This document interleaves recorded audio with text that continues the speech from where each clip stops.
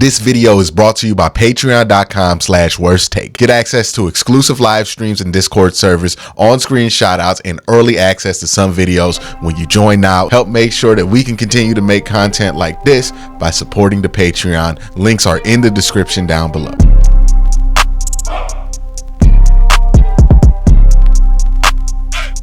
We got some news coming out of Berea about some of the Browns' health, who's going to be on injured reserve, who's coming back from injured reserve. Is there an update on Nick Chubb? And, we're going to go through Kevin Stefanski's press conference as well to kind of see what's going on with this team to get a better picture of it. My name's Quincy. If you're not familiar with this channel, if you're new here, make sure you hit that like button, make sure you hit that subscribe button. We're going to get into some of this Browns news, and we're going to start with the IR. So the Browns officially announced today that Jermaine Ifedi is going to be on the team on the active roster, and he's going to be replacing Wyatt Teller, who's going to be on injured reserve. We kind of expected this. The report almost immediately after the game was that Wyatt Teller was expected to miss a couple of weeks. It's not surprising to see that he hits the IR. Zach Zinter will step up for him. And again, Zach Zinter played well, but the big problem for the Browns right now is who knows who's playing right tackle for them, who knows who's playing left tackle for them, because you don't have Jack Conklin back at practice. Jed Wills isn't back at practice either. Remember, Jack Conklin hurt himself with a hamstring injury. Jed Wills, on a play where DeJuan let somebody blow right by him, that guy ran into Jed Wills' knee, so Jed Wills' knee is in question for this week. They do hope that he will practice this week, but the only players that they think will practice have a real good chance to play right now are DeJuan Jones and James Hudson. You would assume James Hudson will take back left tackle, DeJuan Jones will take back right tackle. But if one of those two aren't available, situation gets even more dicey here. And then you're talking about that plus having a rookie guard there. And again, I think Zach Zinter will be a good guard, but we have to be realistic about this. He is a rookie, and he will be next to either an inexperienced Jack Conklin, not an inexperienced Jack Conklin, an inexperienced James Hudson, or an inexperienced DeJuan Jones, which is going to lead to some issues. I expect the Raiders to try to fully take advantage of that defensively by sending a lot of delayed blitzes at those two young, inexperienced players. So it's going to be interesting to see how the Browns try to counter that, because I think it's going to be obvious that the Raiders are going to try to take advantage of it. Another bit of news, some more roster moves that happened. Shout out to Daniel, who had this tweet up. So we know about Wyatt Teller hitting the IR. The Browns signed two tackles, Sebastian Gutierrez and Ricky Lee. They also signed a defensive end to the practice squad, and they released a linebacker. And then the pre-practice injury report, the following players were not expected to practice today due to injury: Jack Conklin, Jerome Ford, Myles Garrett, Jordan Hicks, David Njoku, and Pierre Strong all did not practice today. That is not really any surprises there. Jordan Hicks is always kind of on the injury report, but he does play. Pierre Strong's had that hamstring for a while here. David Njoku's had that ankle. We saw the Jed Wills knee. We know that Myles Garrett has a foot injury. It is concerning now that it says Achilles and thigh. But Myles feels like he could play on it. Jerome Ford, a knee injury. We'll see what happens there. And then Jack Conklin, of course, the hamstring injury we already referenced here with the team. Another bit of news going into the week: the Raiders had some quarterback controversy going into this game, right? It was up for debate whether they would go with Gardner Minshew or Aiden O'Connell in this game. I think a lot of Browns fans were hoping that they went with Aiden O'Connell, given that Gardner Minshew did have a good game against the Browns. We saw Gardner Minshew beat a AFC North opponent in the Baltimore Ravens, but it is going to be Gardner Minshew that starts here, according to Peter Gutierrez from ESPN. The Raiders are sticking with Gardner Minshew as quarterback one for the team. Look, this game's still very, very winnable for the Browns. The Raiders just lost to the Carolina Panthers, but the Browns do have to play a lot cleaner football than they did last week in order to get that result here. So those are kind of some of the updates. We're going to now move to the Kevin Stefanski press conference from earlier today. I'm going to... Jedrick Wills, though, in particular, Kevin, He's not practicing today. What do you see for him for this week? Hard to say. I think we got to get through today. Like I've mentioned to you guys before, with any injury, and particularly with big men, you want to make sure they practice when they do practice, how they feel, those type of things. So hard to say just yet. All right, so that's an update on Jedrick Wills, right? It's something I think he said here that I think was interesting, was that they do have a different approach for players based on their size. So if you've noticed, they've been extra cautious here with the bigger players. That makes sense. I talk about it all the time on this channel because sometimes we think, oh, because one football player comes back from this injury, all football players can come back from this injury, right? Like Adrian Peterson miraculously came back from an ACL surgery and played some excellent football right after that. And that makes sense for Adrian Peterson. But when it comes to offensive linemen, defensive linemen, like really once you get past that 300-pound range, that's just so much more weight for those joints to have to handle, for that muscle tissue to have to move left and right, that it is going to be a little bit more cautious in your approach about if that player could come back versus somebody who's in the normal 180 to 230 pound range here as a regular football player. So that to me makes a ton of sense here. There's some more stuff that Kevin gets into. You guys have to discuss if Myles getting a week or two off would be beneficial, or does it just come to Friday or Saturday? Yeah. Obviously, you would be smart if there's ever a decision to be made with every player. I feel like Myles is determined to continue to play. He's working through injuries like a lot of guys, and he's played through injury in his past. But of course, you'd always make smart decisions with your players. I think that's a very interesting question that somebody asks here, right? Would it just be better to rest Myles for a couple of weeks? Should we be putting Myles out there, given that now the injury report says Achilles, it says thigh? Like, are we running the risk of Myles, like, trying to go out there, trying to warrior through these injuries and then getting a bigger injury because of that? Look, when it comes to stuff like this, for me personally, I would rather just trust the player to make that decision for themselves. I understand that there is some approach here where you want the coach to make the ultimate decision for the player. But when it comes to healthcare decisions, right, for me, I know that that is something that is decided upon between me and my doctor, right? It's what I'm feeling and what the doctor interprets what I'm feeling, and that kind of decides how I go about my care. I feel the same way here about Myles Garrett being able to make that decision with the Browns medical staff and his staff in place too. So I understand it's going to make some people uncomfortable. I know some people would just like to make Myles sit out so they could feel better. But this is really a question about if Myles feels like he's running himself at a risk for a larger injury, and if Myles's medical providers feel like he's running himself at a higher risk for injury. If the answer is no on that, and it's just about pain that he has to play through, then I think Myles is going to play. But I do think Myles is smart enough, and we've seen this before with Myles, where if it is at risk to be a bigger injury, he will sit out. So you just got to trust the player and their staff to be able to handle this. I don't think that should be a decision the head coach makes all the time, because the head coach is not a doctor, right? They're not really qualified to make these medical decisions. It's really the person who has the pain and the person who is tasked with interpreting that pain that's a professional in medicine, right? That should probably be helping them make that decision. So I get the urge for people to want to have something done there, but I do think it's ultimately going to be up to Myles here. As we pretty much peppered you daily with questions about Jack and Jed as they were coming back from their surgeries, did they come back too soon? I don't believe so. Yeah, I would not characterize it that way. So did Jack and Jed come back too soon? Again, this is another interesting question here. I don't think Jed's injury happened because he came back from injury too soon. I think Jed he got clipped. I mean, that's exactly almost how he got hurt the first time. He got clipped on the runaround. It happens.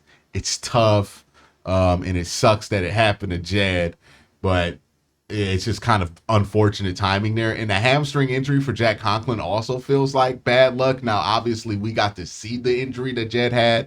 We did not get the benefit of seeing the Jack Conklin injury, but I imagine it was similar to the fact of it was bad luck that happened to Jack Conklin there. So this is the first time you got 3 injuries for Myles. We knew the foot prior to that. So are these last 2 just this past game? Yes. Correct. Defenses seem to struggle against the run for you guys. Establishing the run seems to be something you want to do. Is it more important in a game like this where you can maybe exploit what they have been showing? So Getting on track on offense is a very big goal of ours.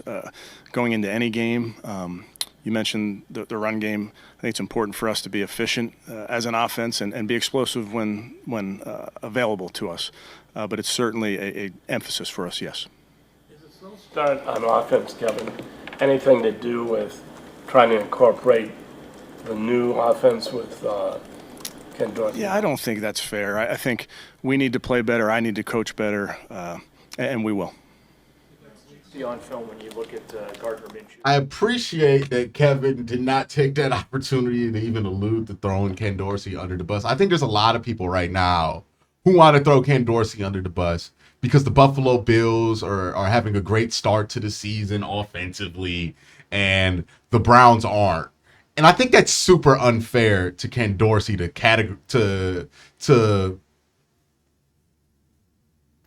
and I think that's super unfair to Ken Dorsey to present it like that, because it completely ignores that same thing that's happening with Buffalo, where Josh Allen looks like he's going to win the MVP and the offense is on top of the world for Buffalo. That happened multiple times while Ken Dorsey was the offensive coordinator for the Buffalo Bills.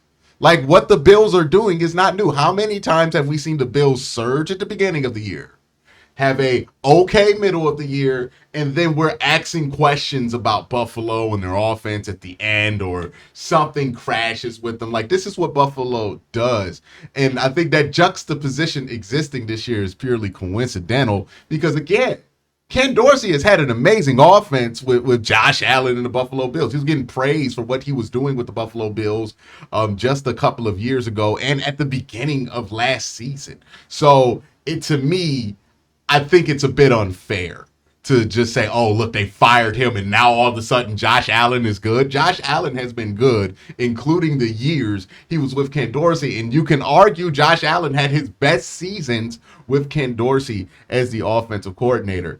So, I think a lot of people just jump to blame Ken on this because he's the newest guy here and he did get fired from his last stop. But you got to really look at the track record that Ken had in Buffalo and ask yourself, is what Buffalo doing something that never happened with Ken Dorsey? I don't think that's true. Joe Brady's a fine offensive coordinator, but that doesn't mean that Ken Dorsey's automatically a terrible one.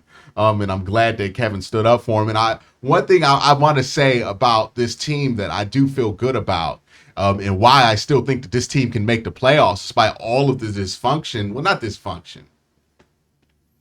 Despite all of the misfortune that's happened at the beginning of this year, is this locker room still feels like they're tight together, right? Like Cedric Tillman had that moment where he had that drop, and it would have been real easy for there to be a sideline blow up and somebody to be mad at somebody else or somebody to crash out on Cedric Tillman. But that didn't happen. What you saw was a rush of veteran players try to keep Cedric Tillman's spirits up, right? Amari Cooper went in the press conference and made sure that he spoke affirmations of Cedric Tillman. This team is still together. They're still defending each other, and they still are fighting through everything to try to put a product on the field. Like, look at the amount of injuries that Myles is playing through. He's setting the tone in that locker room. David Njoku came back to, well, not came back, but is set to come back to practice on some capacity this week. Even though he has that high ankle sprain, we also seen him play through burns, right?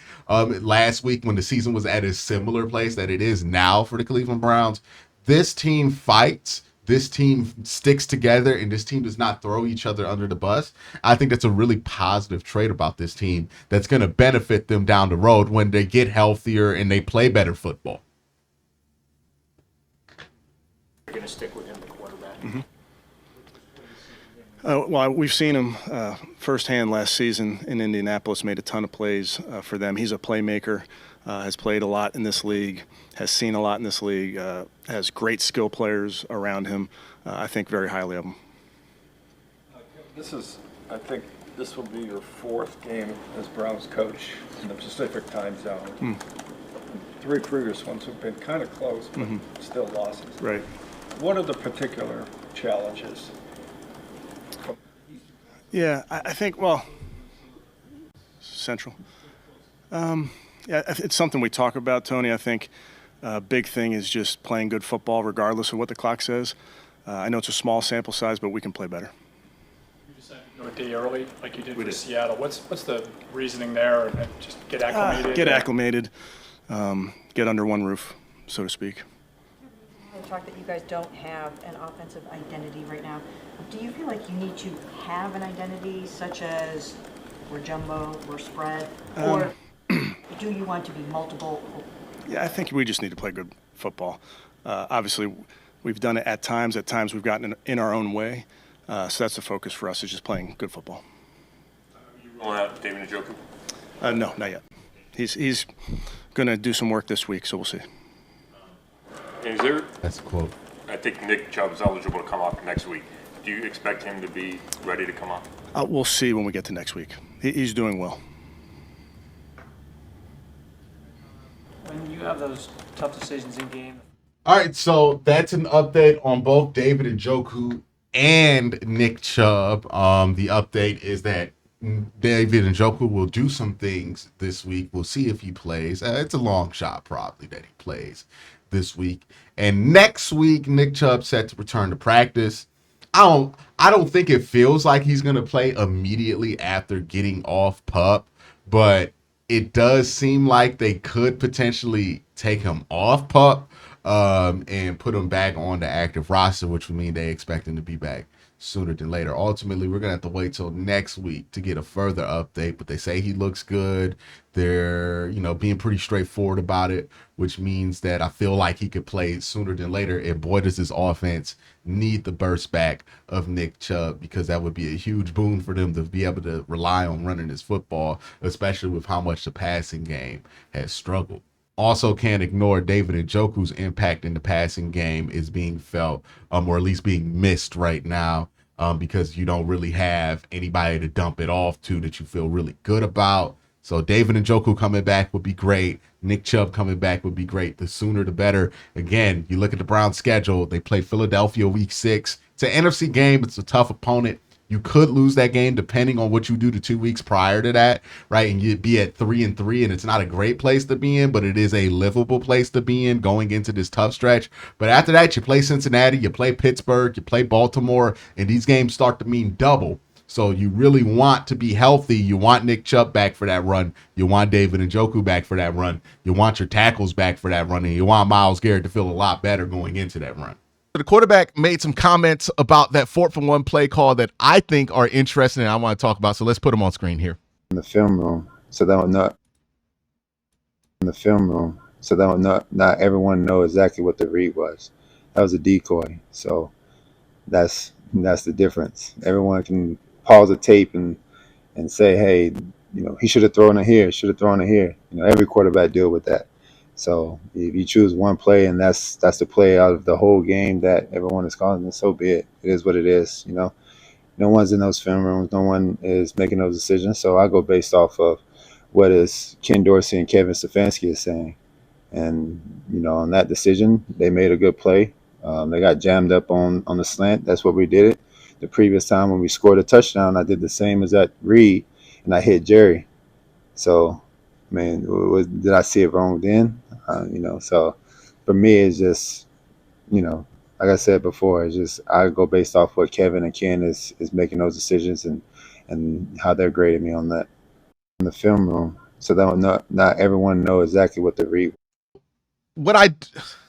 Another thing I find interesting about this whole thing that Deshaun Watson went out there and said is it's not usually like him. Deshaun Watson is usually pretty detailed when he talks about football, right? That's one of the things I do like about him as a commenter on the game, at the very least, is that when he makes a mistake, he'll tell you exactly what he saw, what coverage happened, what the safety did that made him think that, oh, he was buzzing, he wasn't buzzing. Like, he will describe it in detail to you. What he doesn't do in this explanation is any of that, right? Because he's saying, oh, I ran that play earlier, I made the right read. But later in the game, I didn't make the right read. But look at this. This is a completely different set of scenario. This is a completely different set of circumstances that Deshaun Watson is dealing with on this play, right? You're getting quarters coverage. It's off coverage too. You have a safety that buzzes to the flat, right? So the safety buzzes to the flat, which opens up the window, and he saw it and he made the right throw and he anticipated it, and good. I like that, right? You see where he's letting go of this ball? He's not waiting for Amari Cooper to look at him like he did for a lot of these throws all game. He's throwing that before he's open. But you could just see right now the situation is completely different. They're not in off quarters coverage. They're in one high. It looks like straight up man. They're playing the line of scrimmage really hard. So why would the read not change? Why would what's available in the route concept not change? One of the things I think Madden makes people do is they think that the first read is always the first read no matter what, because that's how it works on Madden. But in football, how it works is you figure out what the defense is in, and that changes what the first read is, or what you look for on a play, and what's valid or not valid on a play call. It's why I don't like to say, oh, he made a mistake because I paused something at the top of his drop and it's technically open. I want to go back to pre-snap and see if there were any identifiers that he could have saw pre-snap that could have changed where his eyes were post-snap. So that's a huge part of it. The thing that I don't jive with here is that this is a completely different situation than the one he's referring to. Same play, different situation. They're running the same play. You can see it here. Out, bubble on the other side. And it's a decision to throw the ball quickly, right? They hit on this earlier. Now he doesn't throw the post route. Why doesn't he throw the post route? It's pretty obvious why he doesn't throw this post route. It's because they're in man, right? And Jordan Atkins' man gets ran into that post. Now, I don't know how you can't anticipate that, given that this is what the concept is for, right? This is how you beat man in this concept versus quarters. You're going to beat this concept by getting that flat defender to show himself and getting him out the play to open up a window. Against man, you're going to win in this concept by creating a rub for Atkins. Now, again, it might be that Atkins is a decoy. He says that. He seems to be pretty insistent on that. And that might be part of the truth for Deshaun Watson. But you got to identify what situation you're in. You're in a 4th and 1 situation. They're in man coverage. You know that this is possible, that they could rub against each other and you can get that. It shouldn't be completely off the table here. Like you got to use some critical thinking as a quarterback. That's what a superstar quarterback is there for, right? To critically think and, hey, make a decision that the coaches might not have saw coming, but you saw coming because you read the play properly. Boom. You telling me Kevin would have been mad if he threw that out? Why would he have been mad? And again, dog, if you throw the slant like you said you were supposed to, if you just throw it, you get pass interference. Because look, bam, yank. right?